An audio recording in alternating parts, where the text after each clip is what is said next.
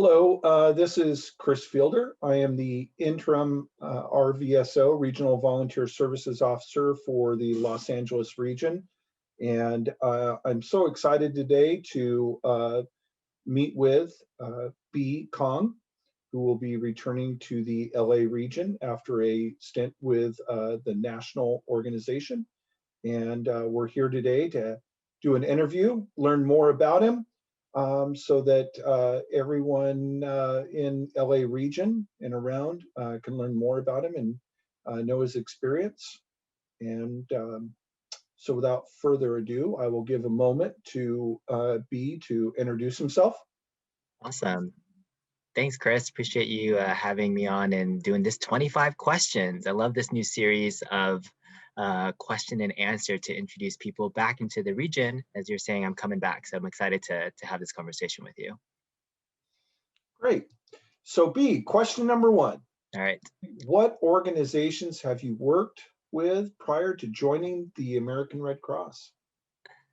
So interesting enough, professionally, Red Cross has been my only organization I've worked for. So I started with the organization when I was a high school volunteer with the Red Cross in 1998 and became an employee in 2005 and have changed various roles in the organization since then. So Red Cross is all I've known professionally, but I've changed many different roles within the organization.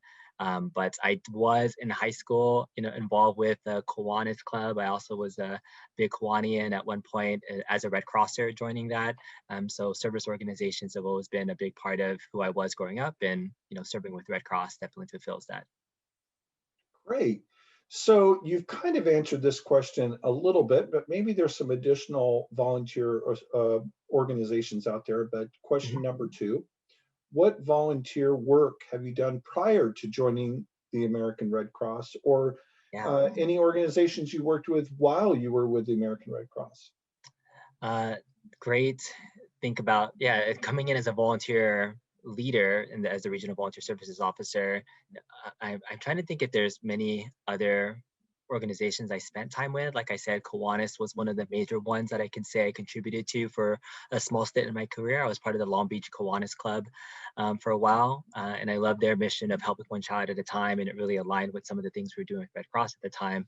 But yeah, not many other volunteer organizations, specifically, just different iterations of that. Actually, I can think in college being a part of Circle K as well at one point, had maybe some colleagues that worked also with Salvation Army, and so been partnering with them. But I mean, through Red Cross, we have the ability to work with so many other nonprofits in great spaces.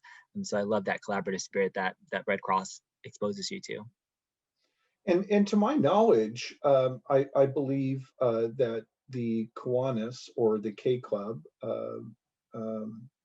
is the one of the only two, being the Red Cross being the other, volunteer organizations in the schools and high schools that actually a partner with their larger organization outside of the high school clubs. Am I correct?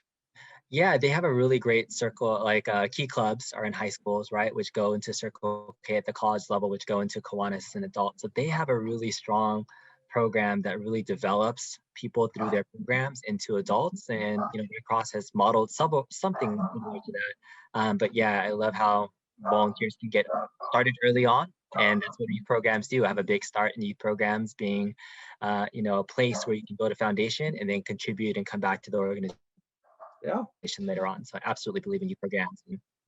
Yeah. So question number three, at the American Red Cross, we have what we call mission moments. These are experiences that motivate us or inspire us while on the job. Can you share a mission moment you experienced at one of your previous organizations, or maybe with the American Red Cross? Yeah, mission moments are interesting because there's so many. Being with the Red Cross at so many different phases, right? I've 23 years now with the organization as a volunteer and an employee. It's hard to pick one. I would say some of my greatest mission moments probably revolve around seeing volunteers that I've recruited or engaged early on, and then seeing them come back some form of leadership role within the organization that really shows them shining. I can can remember one specific example, and it's kind of hard because he's no longer here with us. But during the 2008 or 2009 it was station fire, the Sayre fire. We recruited a volunteer named Tyler Hastings in the region. He was a great logistics volunteer, and he became a volunteer, came in and became an employee for such a long time and made such a huge impact. And unfortunately, he passed away a couple years ago. But I remember always seeing him and seeing his journey from a volunteer to employee, and just knowing I had a small piece of him becoming part of the organization just in my orientation. I always feel like I did something in my orientation to bring him on board. And a lot of times in volunteer services, you see this countless stories of bringing volunteers in and making an impact. But I always was excited anytime I can see volunteers that take on a leadership role and know that they came through, something that I did to bring them into the organization. Those are some of my strongest. Oh, that's really great, and wonderful story. Um, Question number 4. What's the best thing that happened to you this month?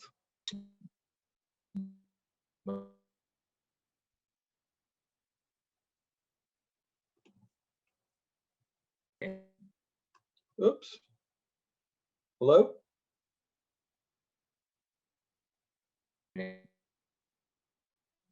Is it? Is it? Yes. Is it? Can you hear me? Okay. You seem to be breaking up, but it sounds like maybe it's me. Oh, I don't know. Maybe we can edit this part out. So, can you hear us? Okay, just to do a quick check, Miriam. Is it me or is it Chris? Do we need to reset something? Miriam, you still there?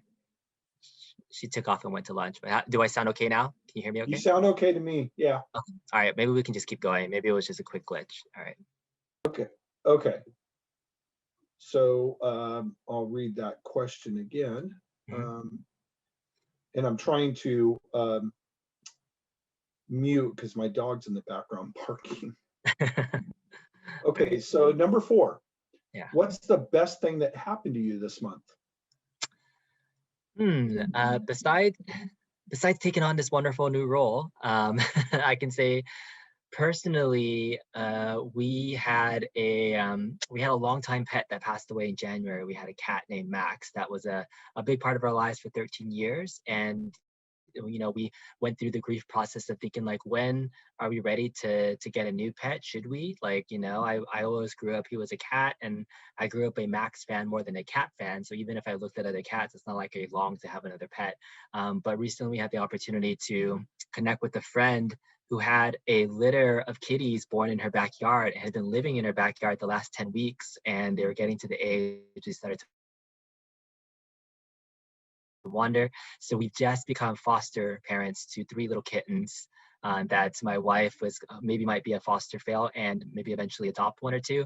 But we have 3 of them. We went from 1 to 3. So that's it is the best thing. I think it's one of the most exciting things just to have that in our house. But it takes me a while personally to make connections. But I just love seeing both my kids and my wife really enjoy having some additional love in the house. Well, that's great. We too are pet people, and I've had Yeah. cats in my life almost my whole life. And yeah, I love the cats and the dogs. Yeah. That's great. Question 5. What's something that recently moved you?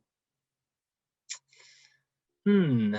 Um, I guess it's a little bit personal, maybe a little political, but all the things that are happening, in the recent months with random attacks against Asian American and Pacific Islanders across the country. I mean, it's been so moving to see that there's finally some movement and recognition that it's a thing, that it's happened. There's been statements even in our own that's recognized it, even through our leadership across the country. And there's movement happening there. I had the privilege and opportunity last month to be part of the National Cultural Competency Series that our national diversity team was putting together. And they asked me to be a guest speaker to talk about my experiences.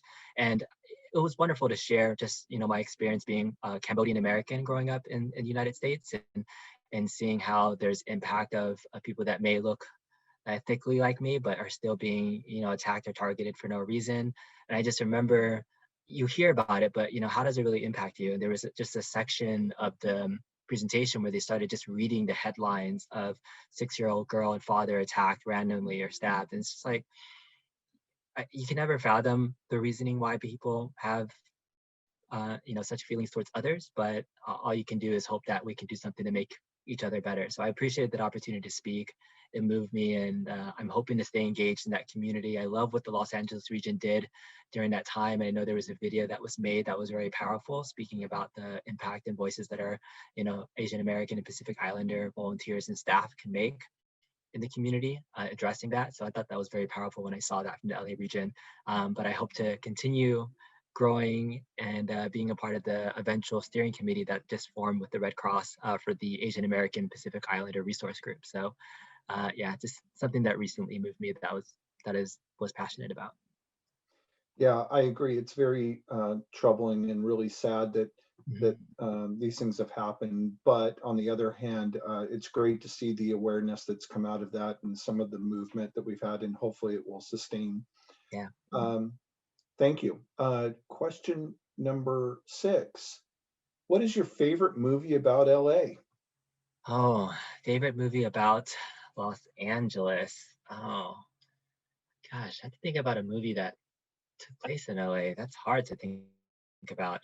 I think I saw the question, but didn't see the about LA part of it. So I guess as a Red Crosser, could I say what was that one movie that came out with The Rock that was like the big earthquake one? San Andreas. San Andreas. Yeah, that was about LA. I remember as a team back when that came out, we went to go watch it as a team building exercise just to see how crazy it was to see LA break apart. So I'll just say as part of like because since I can't think of anything else, that'll be the one for right now. Red Cross related, San Andreas, the big one. We always talk about it, the big shakeout, but it was ridiculous fun. Yeah. The one that came to mind really quickly for me was the movie Grand Canyon with Danny Glover and Kevin Kline. Kind of a interesting movie that took place in LA. Thank you. Question number 7. What makes you laugh no matter what? Hey, can you hold on 1 second? I'm gonna. Second.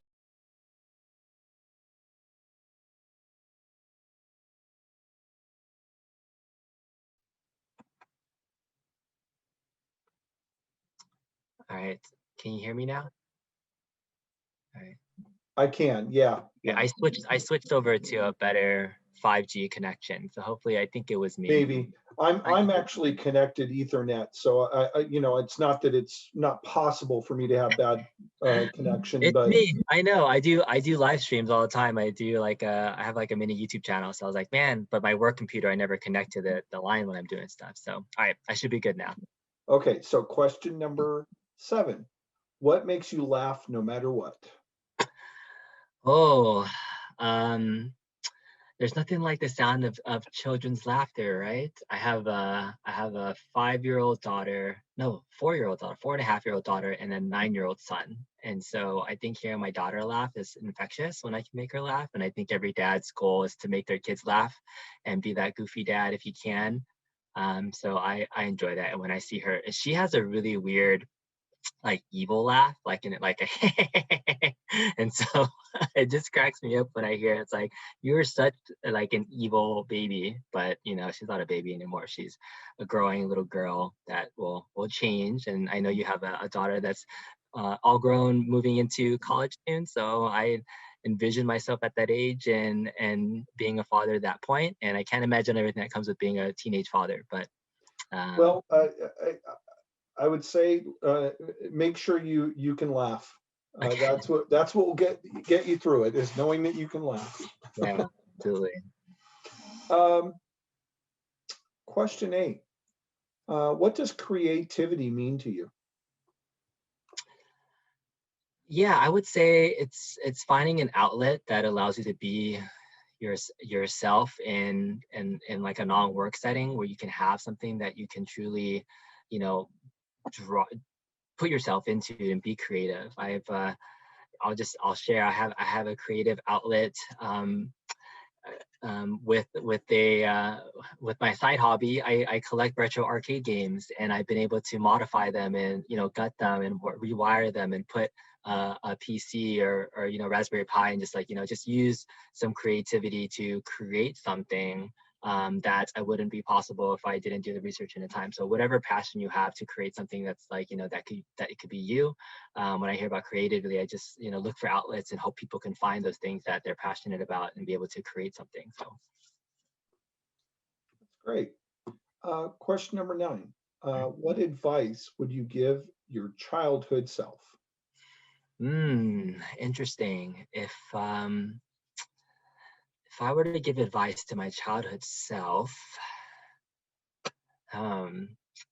guess I'm in my mid to late 30s now, right? And so health in your 30s definitely changes more than your 20s and more than your teens. So taking care of yourself is always one of those things that you would want to tell them, like maybe don't eat all that food at the LA County Fair before you go play basketball the next day and break your ankle.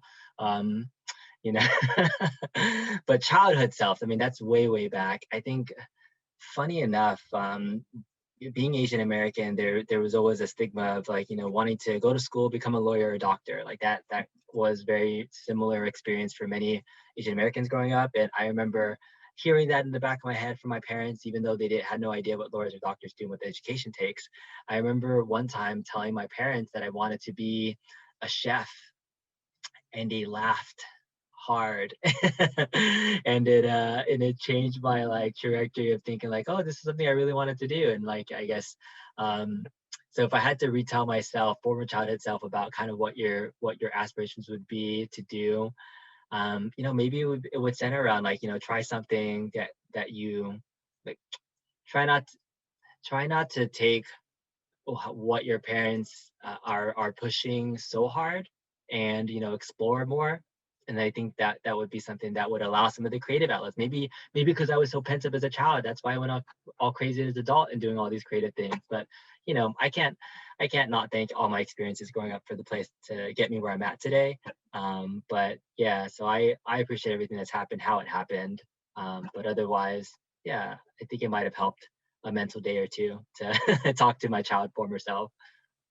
Sure. You always wonder if you made Yeah, different decisions and then you come back to that yeah, realization that you wouldn't be where you are today, most exactly. likely, if you had made different decisions when you were younger. And yeah. Well, you may have already answered this question to Hmm. some degree Oh, above, but as a child, what did you want to be when you grew up? I had a thing, right? I wanted to be a cook. I love it's. I grew up the youngest.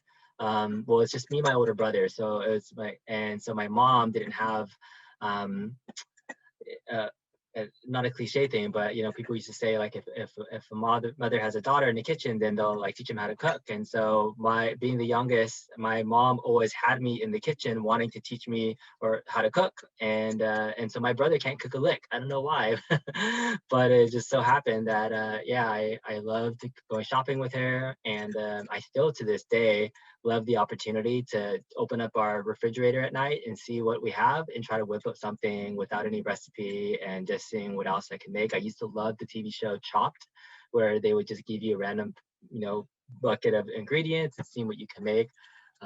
So yeah, I enjoy it. I think my wife and I still have friendly competitions of who's the better cook. Obviously, I'm the better cook in the kitchen, um, but it's fun, and I hope that my kids eventually. I know it's hard for them to build up a better palette of stuff, and they can be picky for a while. But yeah, I look forward to when they are more open and we can start exploring more things besides mac and cheese Wednesdays and taco Tuesdays and that sort of stuff, and really introducing to some of the cultural foods that I grew up eating. You're muted if you would, but I'll mute. Okay. Question 11. Yeah. What is one goal you are determined to achieve in your lifetime? Interesting. I think this one's harder the older I get, but I always had a physically fit goal to someday have abs. I don't know if that's ever gonna happen. I have one ab, if that counts. Maybe I should just change the goal to work out. But when I took on my role at National, this is a quick personal story. I left the Red Cross in LA to work at National headquarters in 2017. And one of the things that when I left the organization at the LA region was what would I do with an extra 2.5 hours in my day for my daily commute? Because that was my daily commute, sometimes 2.5, 3 hours of just drive time from, from me to my local office. And when I worked remotely 100% of the time, I did find myself having a little bit extra time that I dedicated myself to exercising more and eating better. And so for a period between 2008 to right before the pandemic, I lost close to 20 to 25 pounds. It was the skinniest I had been since my college days.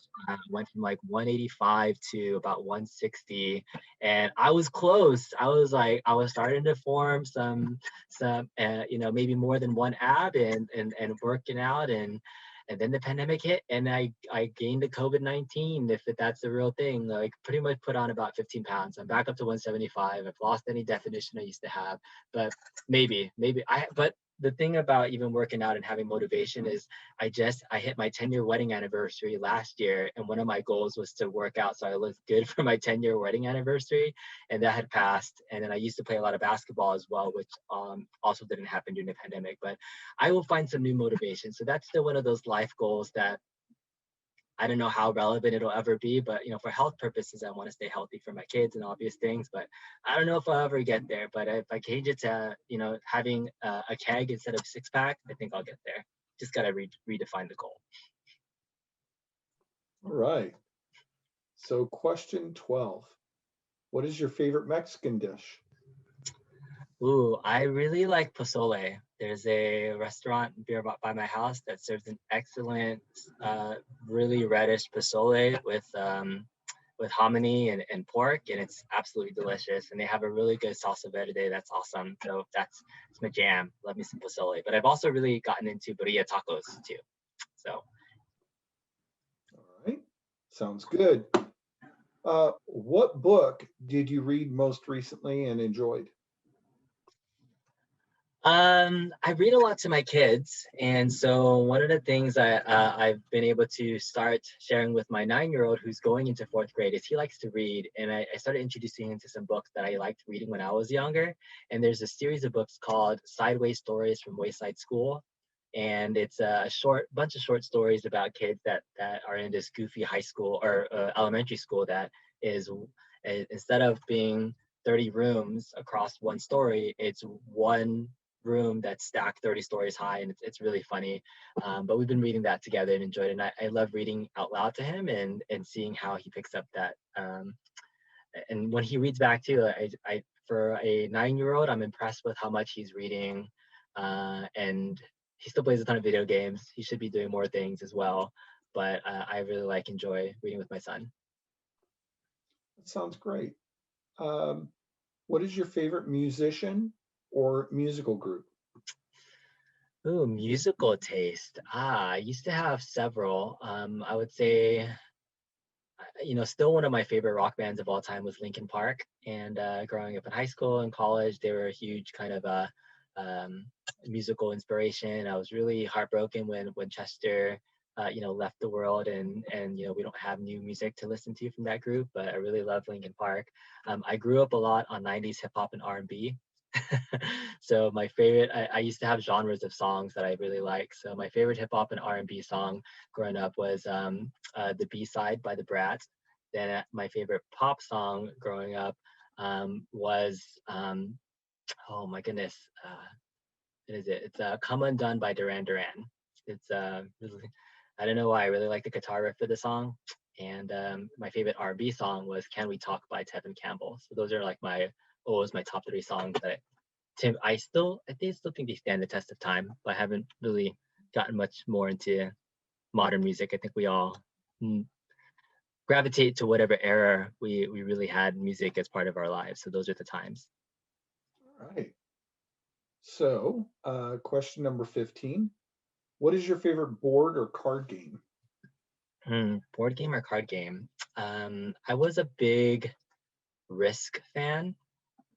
So I love the board game Risk. I used to have a really big board game collection in college. I still do, and my son wants to play with me. But Risk also came out with a version called Risk 2021 AD, I think, which is just a futuristic version of it. So when I get into board game mode, that's a really fun time when I can play it. But I like a lot of strategy games. Puerto Rico is one of my other favorite ones as well. But yeah, I love me a good board game. Good. Question 16, what city do you wish to visit? Traveling. I don't do a ton of traveling personally in my life. I haven't gone out, and it's one of the things I want to do. I think with kids it gets harder.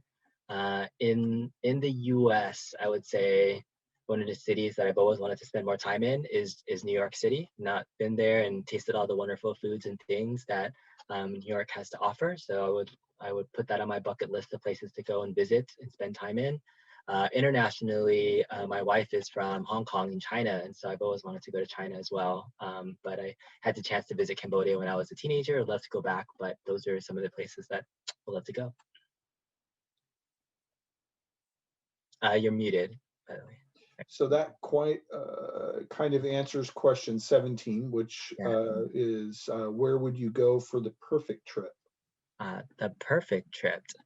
Yeah, I would say it would be a combination of doing like a mini tour across Asia, I would think. So if I could take my kids even better, because I can show them a little bit more about their cultural background and visiting both China and Hong Kong and some of the places that my wife and her family grew up, and going into Cambodia, where my family grew up in Phnom Penh, and seeing some of those places and doing a tour to those two places would be a perfect trip. Be really hard, might be expensive, but I think that would be a good bucket list thing to do as well. Okay. Question 18, what is your favorite form of exercise?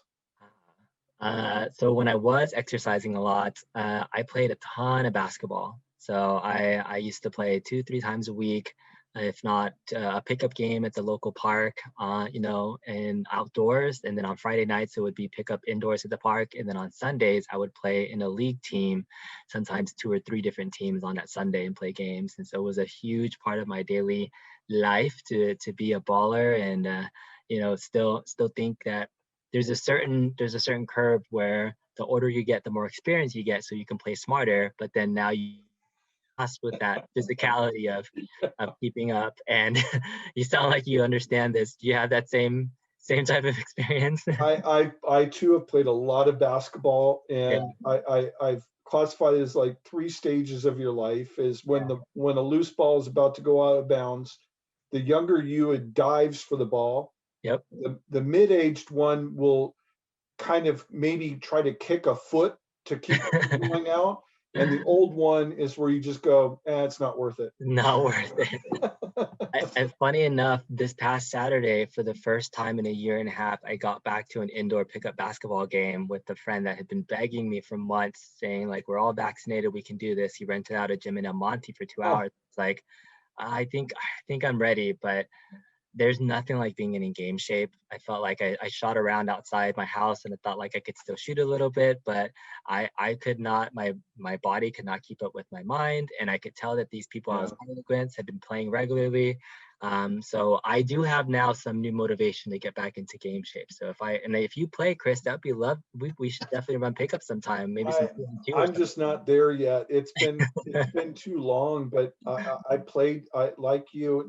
And Marion will probably have to edit this out, but I too would play. Previous to coming to the Red Cross as a paid employee, I was at the YMCA, and so I would play 3 days of pickup ball, and on Sundays I would play in leagues. Oh, nice. And yeah, I was playing 10, 12 hours of basketball a week. It was my Yeah. life. Loved it. And it's so hard to exercise without that social aspect, the competitive aspect. It's really hard to do exercise, solo.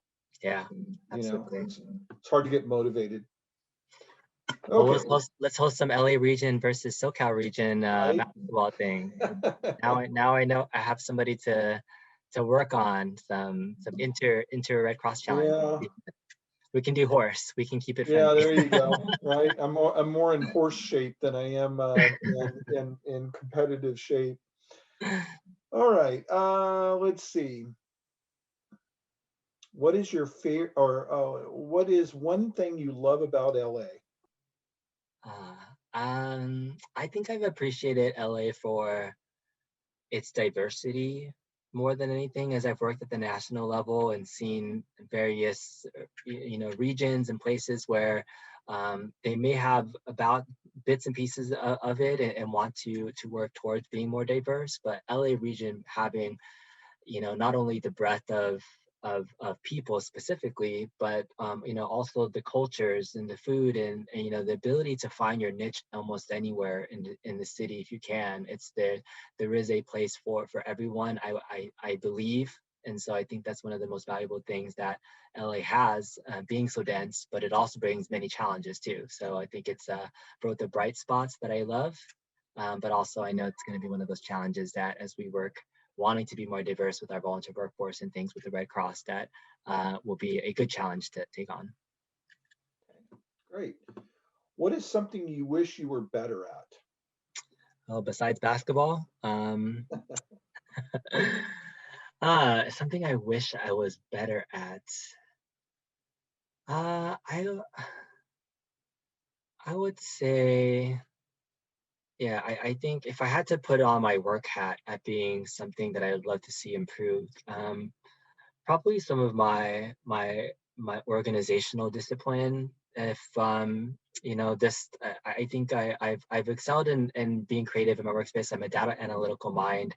I think I want to get better at organizing my thoughts and ideas in a place where it's easier to share and build together. And so I think that's one of the things that I will have to work on, is um, moving out of my even personal workspace, because I've been used to working remotely for the past 3.5 years, that going back into an office setting whenever that happens, and managing a team of folks.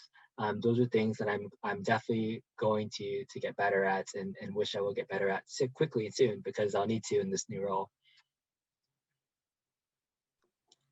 Okay.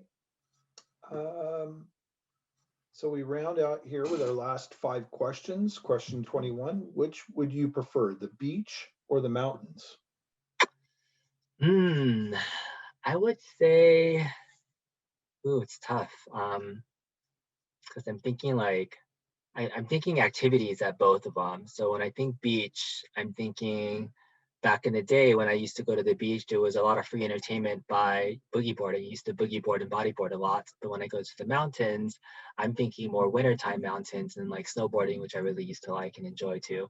But both of those hobbies were past me's. So I don't even know if I would be doing either one of those these days. But yeah, so I guess at this point in my life, I'm gonna have to say mountains. I think there's something that's relaxing about being in the mountains, and seeing the fresh air, and hiking and being part of nature. And when I think beach, I just think of sand and getting dirty. And even though it's nice, I almost rather prefer going to like the pier and eating than actually onto the beach itself.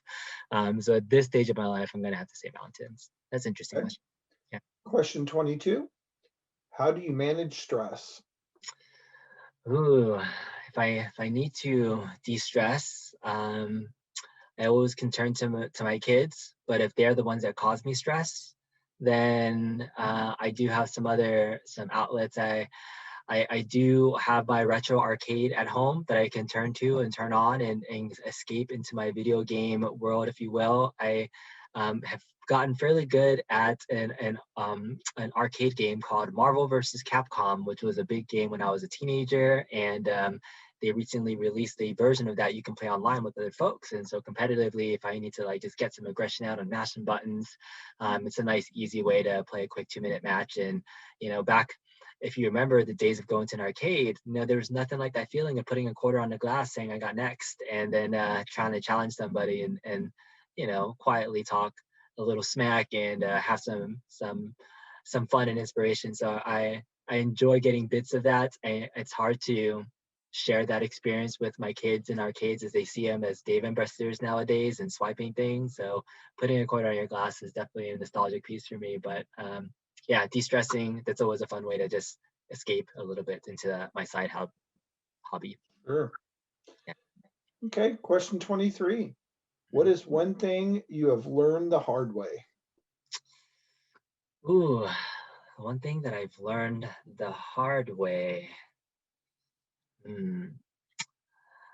I guess I'll light it back to a Red Cross experience where I think sometimes when you're working with volunteers and you're recruiting and you're trying new things, sometimes you don't know what works until you try it. So one of the things that we learned the hard way back when I was early in my volunteer services career is that we thought doing a regional in-person open house would bring in tons of our volunteers to kind of come in and engage with us. But we know it was a small fraction that could actually show up the day of. And, the amount of resources and time that was put into that versus being a little bit smarter about our engagement and recruitment tactics. I just know like we wouldn't have known not to do things like that unless we had tried it. And so I just use that as an example as the back of my mind about, trying to put all your eggs into one basket into, maybe an idea that sounds great on paper, has some great intent, but the results of it, I have to think about being more results oriented. What do you expect to get out of it? Anything that you put into, and is it worth the effort? What's your ROI on something that you're putting into, whether it's me, my team, the amount of hours you think about it, that's donor dollars that are being put into something that's not going to bring something back. So I think learning the hard way of not seeing results of something that you poured a lot of time and effort into, like that quote unquote open house volunteer fair that looked beautiful. We had a lot of people staff the booths and we had like 15 people show up. So you never know until maybe this may relate to many other volunteer services teams in the field, but you don't know unless you try, right? Yep, and we did a few of those in my time, and Yeah. yeah, we got about the same results. Yeah. Okay, question 24. What is your biggest strength and your biggest weakness? I liken this back to looking at strength finders. So there's an assessment out there called strength finders that you can do, Clifton strength finders, that gives you your top 5, and it's easy to lean into that because I have it right in front of me. It's one of my things, but so connectedness is always my top strength, and individualization, which for me it's about making sure all the pieces work together. For me, if I'm working with a team, I am hyper focused on making sure everybody's participating and has an opportunity to contribute. I myself, at the opposite end, as a weakness, when I don't see that happening, if I'm joining a meeting and if I'm a part of something and I don't know the reason why I'm there, right? If I have no purpose for contributing to that meeting, that's part of a weakness that I I have to get over before I can contribute and find a way. So defining purpose, making sure people are connected is a strength, but at the same time, I know that's an area where I may focus on that too much at the detriment of task of moving something forward and making sure that the team is good and can move forward. But and moving into a management role, I do see a lot of opportunity to foster that connectedness and making sure that everybody's participating, has that contribution. But I will lean on my colleagues and the Joanne as the new RE for the region to see where we need a hyper focus on task and keep everybody focused. But yeah, I think it's a challenge that we can handle together. Okay, question 24, or actually, we're on question 25. 25. All right, we made. 25. All Yeah. right, here we go. What about joining the LA region are you most excited about? Yeah, I'm excited to come home, honestly. So my career path has taken me from being a youth volunteer with the organization. I was a freshman at Long Beach Poly High School and joined my Red Cross Club and joined on a whim. I'll give my really quick, embarrassing Red Cross story that I joined Red Cross because of a girl and she asked me to. And we used to have this Red Cross curse of a youth program. Is if you connect with somebody through a Red Cross club, and you break up, one always leaves the organization, one always stays. And so she left and I stayed and I never left. So and that's how I got my start in the organization. So thank you, Stephanie, way back in the day, was who brought me into the organization when I was a freshman in high school. But that's but long career path, right? From being a high school volunteer to coming back as a staff member right after college. I went to school at UCLA, got to work back in that youth program that grew, really developed some core leadership skills that I appreciated through various leadership opportunities. And then growing through the ranks of volunteer services, working at National, building on some of the skills I've been able to look at from a recruitment lens, a data analytical lens.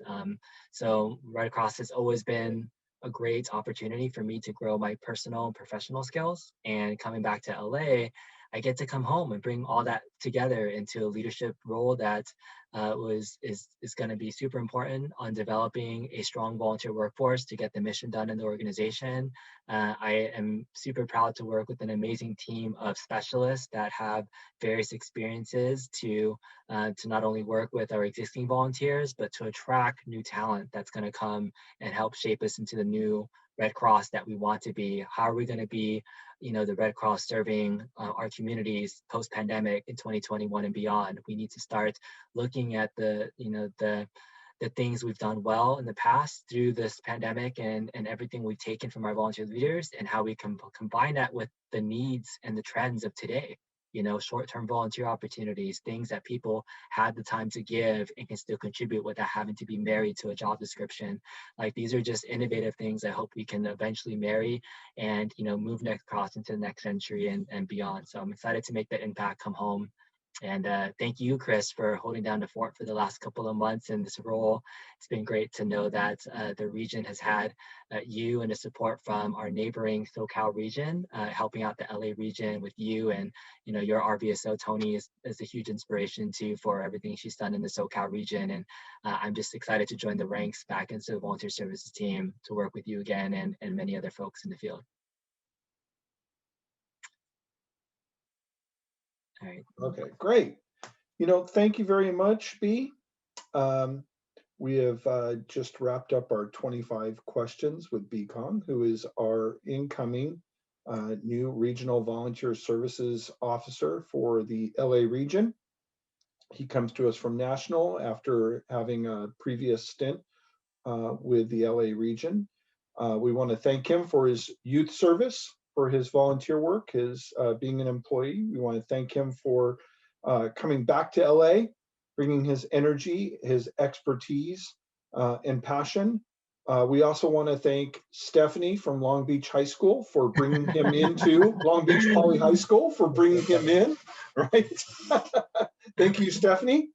And thank you again very much, B. If you had any parting words, and then we'll wrap it up.